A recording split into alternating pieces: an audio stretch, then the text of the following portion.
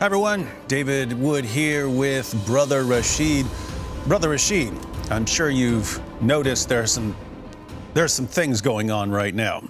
Really? Yeah. In Israel, in Gaza, you've got Hamas. But one of the interesting things is that little Hamas invasion where they went over, under, and through fences to go on a killing spree, to massacre as many Jews as possible. They called this the Al-Aqsa flood. Yeah. I'm sitting here looking at this and I'm thinking, why would they call it the Al-Aqsa flood? What's that got to do with storming the land and killing men, women, and children?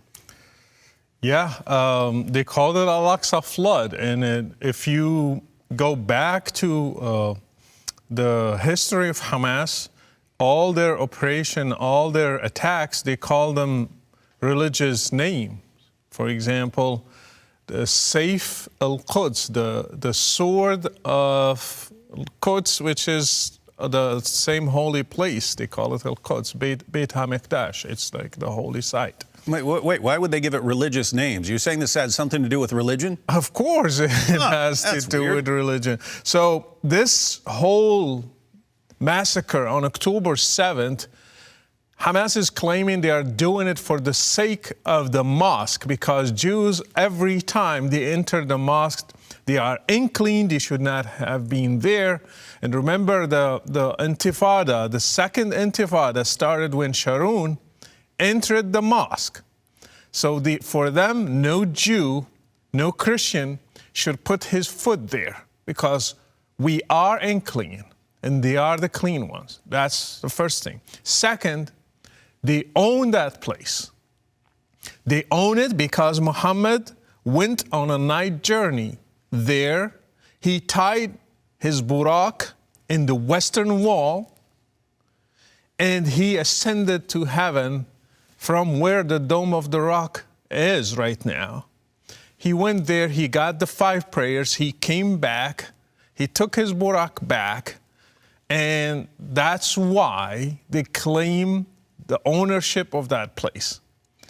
We need to dig into it. It starts from the Quran, chapter 17, verse 1.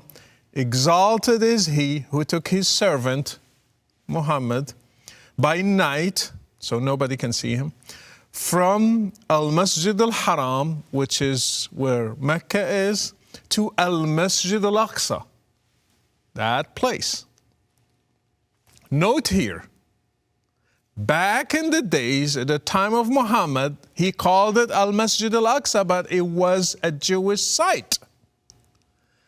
Now they call Al-Masjid al-Aqsa a Muslim site. Back in the days, during the time of Muhammad, no Muslim site existed. So the same name that Muhammad gave to the temple place, they used it to a mosque that Omar, his caliph in 13 Hijri, he went there. They invaded that area. They took over. He went. What is the best place to put a mosque? A Jewish site. So he took a Jewish site. He put his mosque there. Now Jews cannot claim anything, even the Western world. Oh yeah, that's where our prophet tied his Buraq, so it will not run away just in case somebody will take it and fly. So he tied it there. So the whole claim is absurd.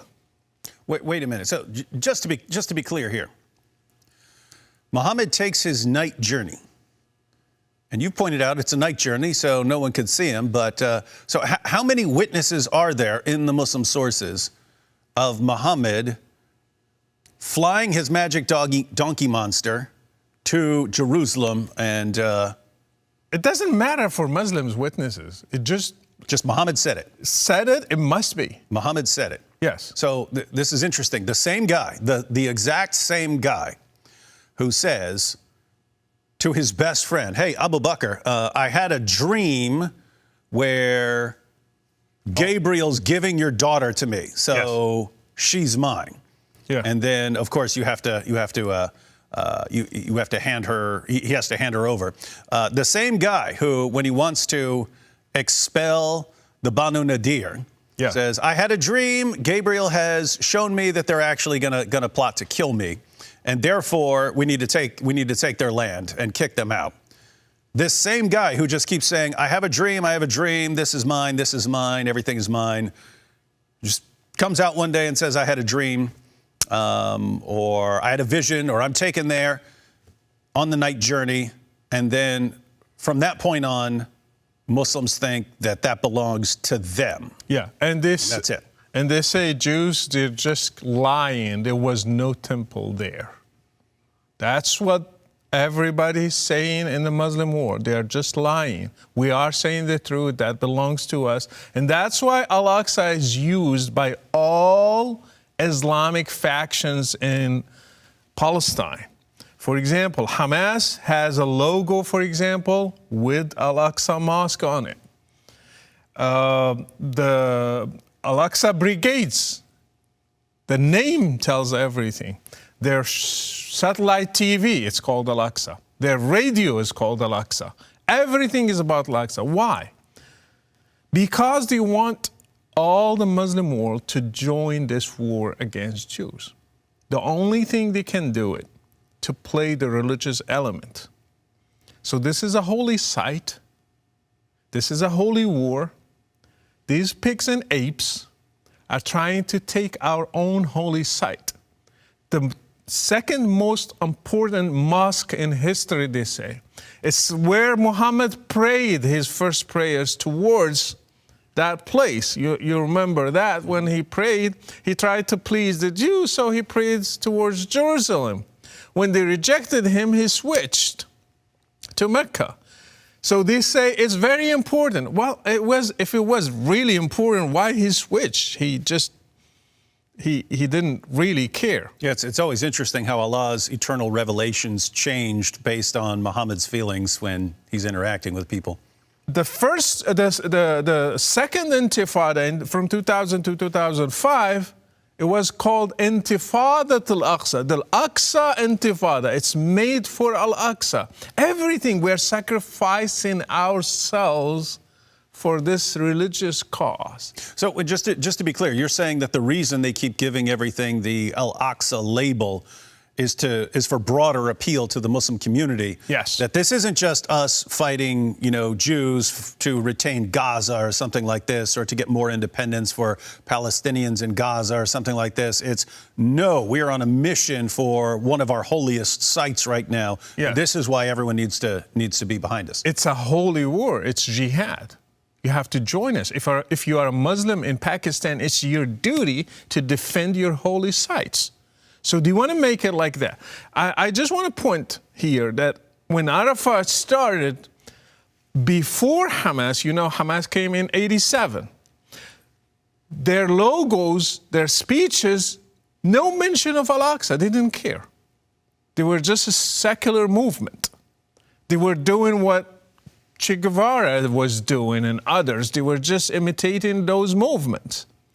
But when Hamas came, after the Iranian Revolution and after the oil money started pouring to them, it became so religious about everything is around the Al-Aqsa. And that's when they started changing their logos and making these groups, Al-Aqsa Brigades, Hamas. It's the Islamic resistance. It's not called just resistance. It's the movement of Islamic movement resistance. The abbreviation, that's what it says. So they are trying to make it a religious war against the Jews to convince Muslims in the West, Muslims in the East, Muslims everywhere to join this Armageddon war so we can kill the Jews, get rid of them, get our holy site back. It does seem to work as far as getting people involved. Yes. It's working. And then, there is a slogan among all Muslim leaders: soon we will pray in Al-Aqsa. So it's like what's holding them from praying there is the Israelis occupying that land. Knowing that Israel allows every Muslim in Israel to pray there. They have no problem with it, except if you start using it to stone them, then they intervene. Mm-hmm. But besides that, you can pray anytime there. You can do your Friday prayers, and we have seen it on TV. Thousands of people go there. They are not really against praying there. They are against, and actually sometimes they give sermons against the Jews, even in that mosque. So Muslims control the mosque. Muslims can go to the mosque. Yes. Muslims can pray in the mosque. They give sermons in the mosque. But Muslims are saying we've got a religious war. We've got to liberate this from the control of the Jews. Yes. Just because there are some Jews in the area who have some say-so in certain situations over what goes on. In case there's a rebellion forming or something like that, then they'll step in. But that's too much for Muslims around the world. You can't even have that. Yeah, because Jerusalem is now the capital of Israel. They consider it the capital of Israel, and Muslims, they don't want that. Jerusalem for them is the holy city, is Al-Quds. They don't call it even Jerusalem, they call it Al-Quds. It's our holy city. And if let's dig into history a little bit, how this started. Muhammad went there, he claimed, night journey. Muslims had no say on that land. Jews and Christians lived there. So there are no Muslims there at this point? No Muslims. Okay. After he died, Abu Bakr took over. He died. Then Omar, they say they conquered that land. They call it Fath. They opened that land. Actually, they surrendered to them because they were attacking them. They were killing them. So they surrendered the whole city to them. Omar went there. From day one, he wanted to build a mosque. That's how they conquer a place. And he chose where Jews had their masjid, their prayer place. They said, there. He said, that's where I'm going to put the mosque. So he put the first mosque. After 70 years, Abdul Malik ibn Marwan comes. He's ruling a majority Christian city. He's seen all these beautiful churches with domes, and their mosque looks ugly. And he was like, everybody's like liking these. Until now, if you go there, you see the beautiful churches, the beautiful buildings, everything. And he was like, no, it can't be like this. We need to have a beautiful building like this. So he got the Dome of the Rock in the middle where the Holy of Holies used to be. Because we still have remains of that, of the temple. And if you remember in the Hadith, Muhammad was asked questions, how does it look like? Because the polytheists, they knew, they traveled there, so they knew it was ruins, but there are remains. Yeah, he had no clue. He had no clue. Okay, you flew last night there on your weird donkey? Well, tell us how it looks like. So this is actually, we can actually verify, right? We can test his claim to have actually traveled there. If I say, hey, I was just taken on a magic donkey or something like that to, let's say Morocco. Yeah. If I say Morocco, I visited Marrakesh, for example. I'll say, can you tell me how it looks like? And then I have no clue what I'm talking about. You'd be like, okay, I don't believe you. But that's what happened to him. Actually, when he said Gabriel took the mosque, the Jewish mosque, because the word mosque used to be given to any place a place of worship. So it's not really just for Muslims. That's why he called it Masjid Al-Aqsa. It's the place where you bow down. Masjid is from sajid, from the place where you bow down. That's it. So anyway, so the hadith says, Gabriel put the mosque in front of me and I was describing it. There was no mosque, just ruins, nothing. That tells you the story was either made up late because they built the mosque, or he told them some lies and they were laughing at him. One of the two. Either he's lying, yes, or other people who came after him lied and then made up the lies about it. So Abdul Malik ibn Marwan, he was jealous. And he said, I need a beautiful mosque. Looks like a church. Some sources say actually he stole that dome from other churches. We don't know for sure, but 100% he was imitating churches in that area. And then he built this mosque. And guess what? Inside of it, all the verses that refute Christian doctrines in Jesus, all of them are about Jesus. So he will say, this is the true mosque, the true masjid. And that's why Muslims, they started now making that place holy. Note that he took a Jewish site. They claimed everything in it. They took over that place. They invaded. It's by force. And now they say Jews have no right there. So this is the base of the whole story of this conflict. And this is going back to the idea of Muhammad could just say he got a dream or a vision or something like that. And then this, according to Muslims, mean that then belongs to them forever. You just see he kind of has this obsession with taking over people's holy sites. So yeah. He takes over the Kaaba, that's a pagan center of worship, and he can just say, hey, actually Abraham and Ishmael built this, and so therefore I'm the best one to control this place now. He can say, I was taken on this flying donkey to Jerusalem. I was taken there, so that actually belongs to me, even though my descriptions of it are completely wrong. But it's the same principle. I mean, Hagia Sophia. Yes, exactly the same thing I was going to mention. Yeah, that's the heart of the Christian world at this point, to have that massive church right there. Now it's a mosque. Yeah. Now it's a mosque. And so it's always interesting to me that the rules only apply in one direction. Yeah. Because if today you were to take over a mosque and turn it into a church, it would be international news, and it would be, this is wrong, this is immoral, we condemn this is the worst thing ever. Islam has been doing that for 14 centuries, taking over places of worship. You know what's worse? There's a lie circulating around the Muslim world since I grew up, and still I see it until today.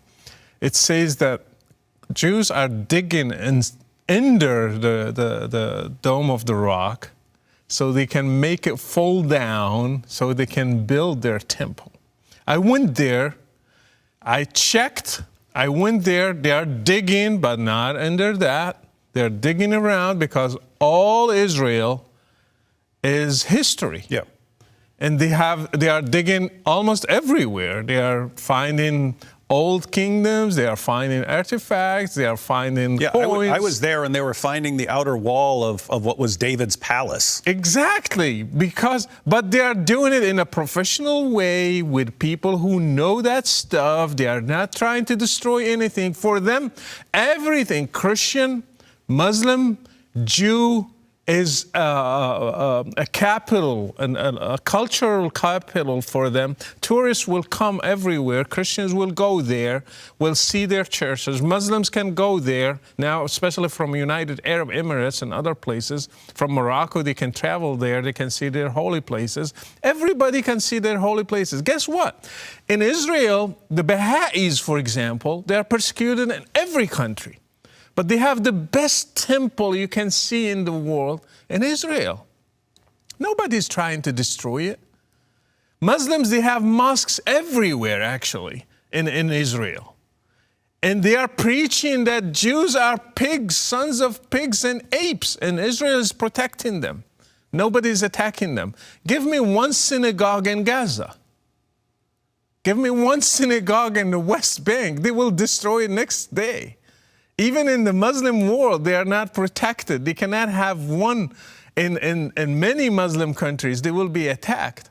So Israel it's not in their interest to destroy anything. They are just trying to preserve what is there already and also dig to find their history.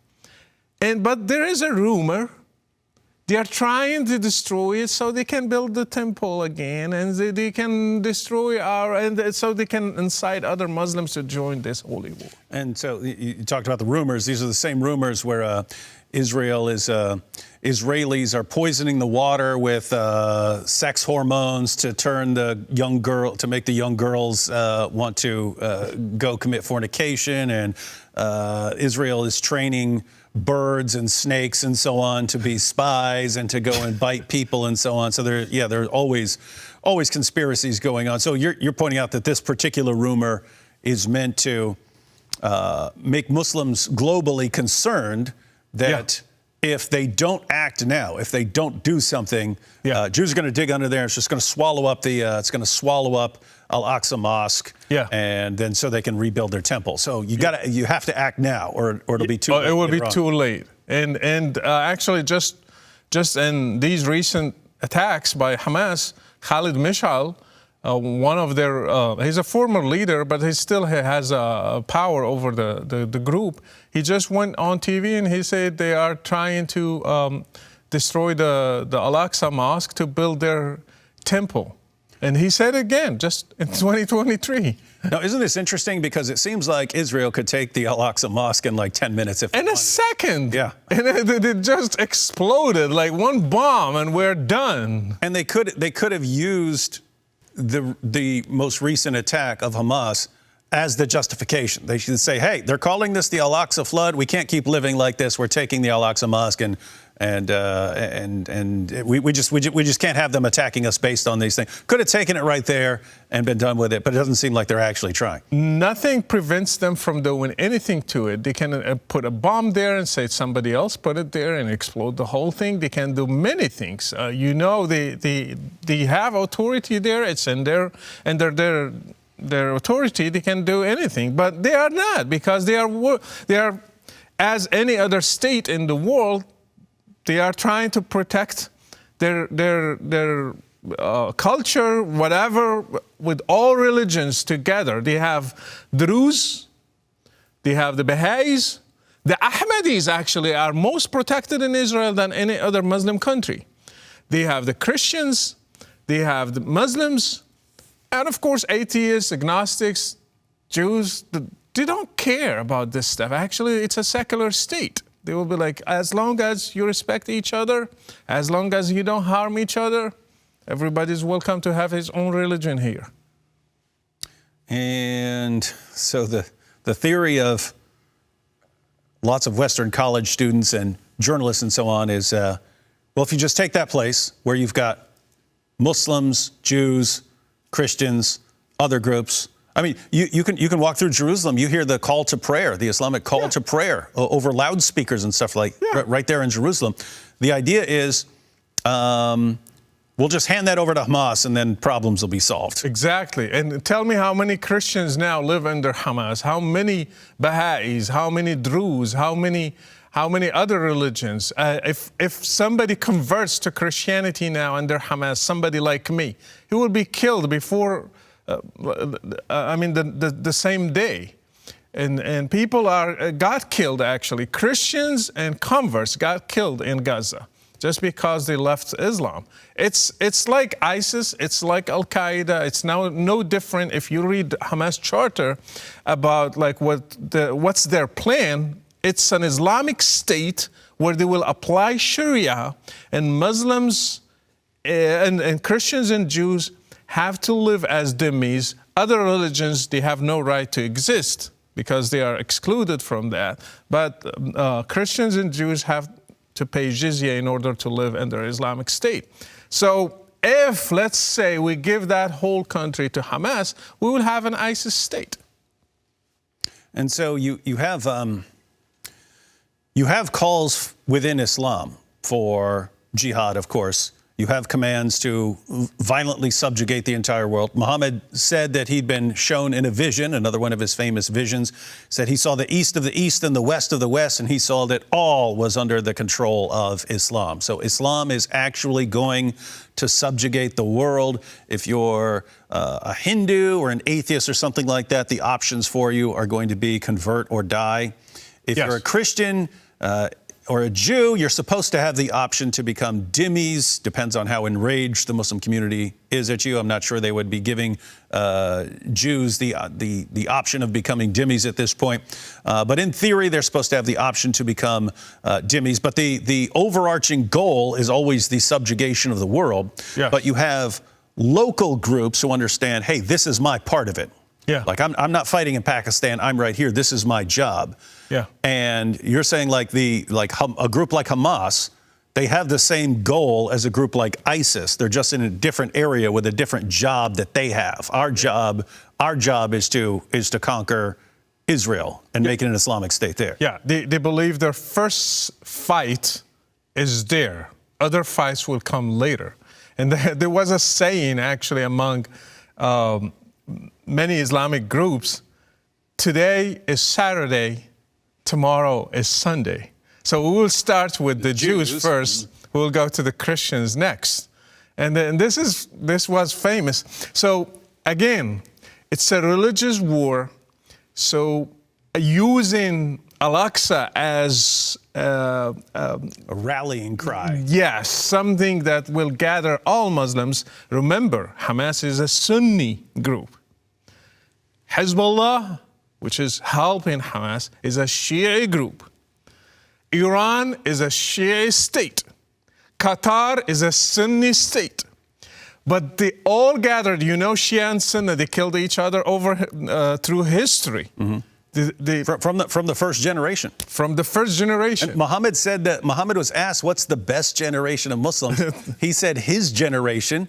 His generation, you had Aisha, the mother of the faithful, march an army out against Ali, the commander of the faithful. There were Muslims on both sides of this battle who had fought alongside Muhammad at Badr and Uhud.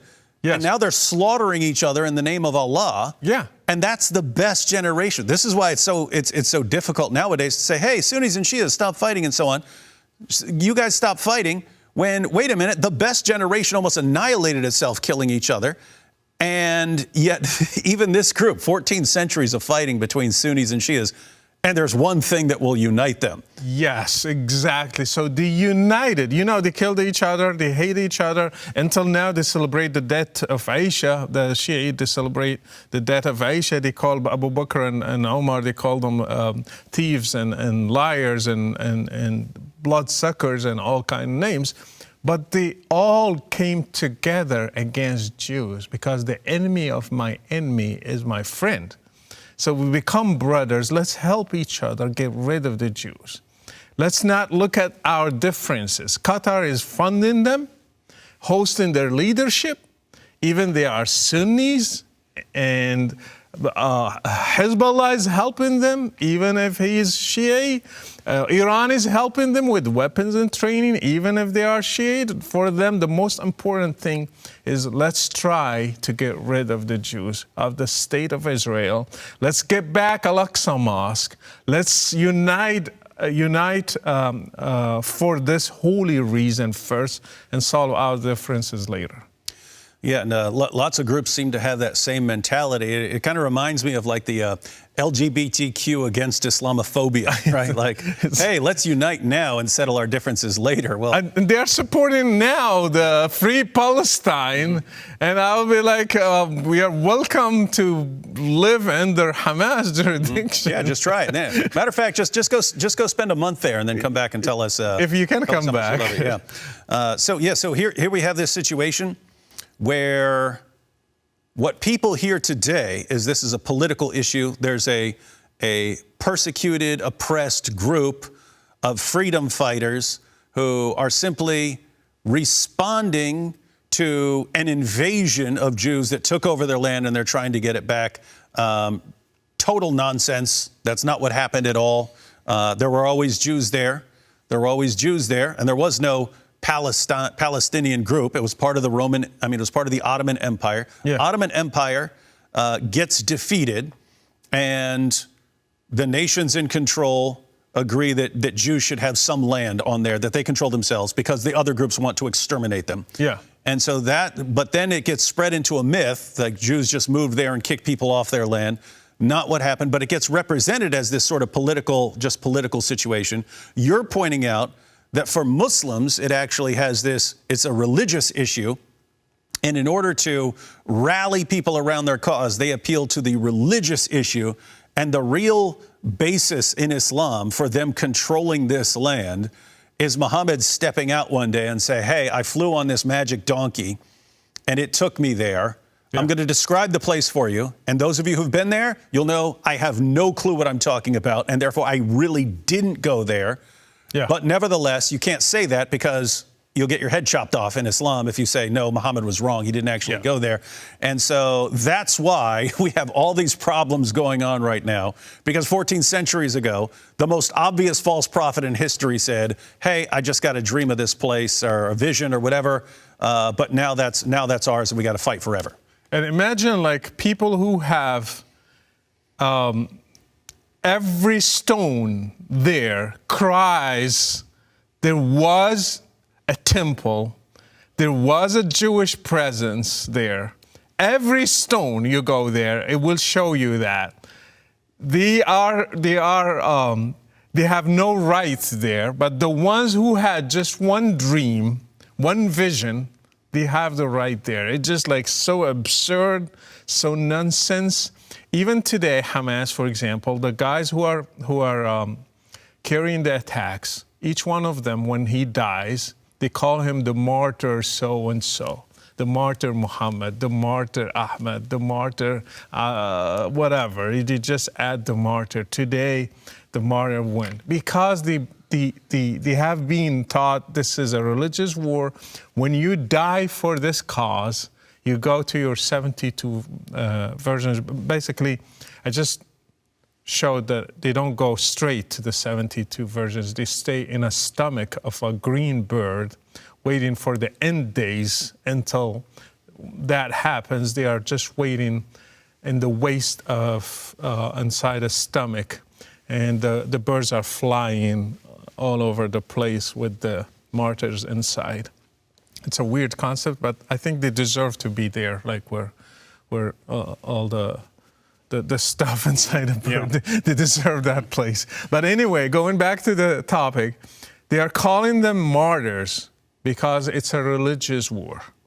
Whoever dies, even Hezbollah right now, he just sent a statement, said from now on, everyone who died during these days of the attacks, we should put in the martyr of Al-Aqsa. He died for Al-Aqsa. So they added to every person who dies from Hezbollah's side. It just shows you they are declaring a religious war on Israel.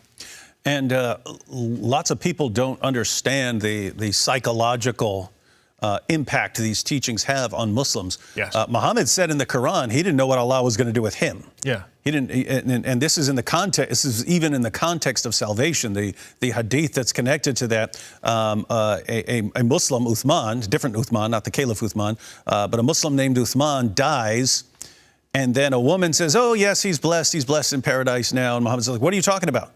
And she's like, "What are you talking? Muhammad is one of the best Muslims. This is one of the very best Muslims. If he's not going to paradise, if we can't say he's in paradise, what can we say?" And Muhammad says, "Look, I'm the prophet, and I don't know what Allah is going to do with me." Yeah.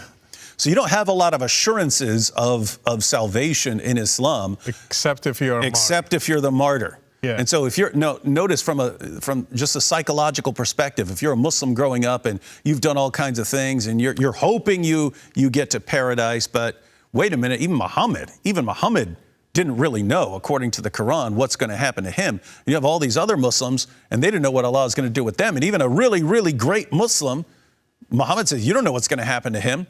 What assurance do you have unless you go out and die as a martyr? And then all of a sudden, then you know you're good. You know you're going there. You know you're getting your virgins. And so all you have to do, the shortcut is just go die while attacking Jews. Yes. And that's it. Yeah, I think the conclusion of this war, the West looks at it different. They think it should be solved 2 states, one next to each other. They will live peacefully. I think that's a wishful thinking. As long as this conflict is seen by Muslims as a religious war over holy sites, and as a religious war against the Jews, because they have no right to own a Muslim land, I think no solution will work for Muslims except killing all the Jews or sending them somewhere. That's the solution they will accept. So What's the solution from our side is to refute this narrative, to raise generations that they can coexist with Israel. They shouldn't go back to Islamic texts. They are not the standard of their lives. They should get rid of these things. If we don't break these narratives, I think this conflict will go for generations to come. So this is why we expose false prophets. Yes. False prophets come and false prophets go. People claim to speak for God, and sometimes, they die and then they just go away. Muhammad's teachings have been influencing a lot of people for 14 centuries. A lot of violence, a lot of bloodshed, and as you've explained, this is viewed as a religious war, and it's a religious war that's going to continue until people's faith in Muhammad is shaken. Yes. And the best way to do that, ladies and gentlemen, is to study the life of Muhammad. You can learn one important fact about Muhammad and just share that as much as possible. But I would encourage you, if this is a topic you're interested in, learn some basic information about Muhammad and start spreading it. Because notice, even if people just know what the real basis of even the recent conflict is, if people just knew the facts about how Israel's formed, if people understand what is actually driving Hamas as opposed to what people are saying is driving Hamas. If people learn any of that, they can expose a lot of the lies. But at the end of the day, we have to expose Muhammad. If his claim to fly into Jerusalem on a flying donkey is the source of all this bloodshed, and here we are centuries later, people are still being slaughtered over this. I think it's time now more than ever to expose the most obvious false prophet in history, and will save a lot of lives.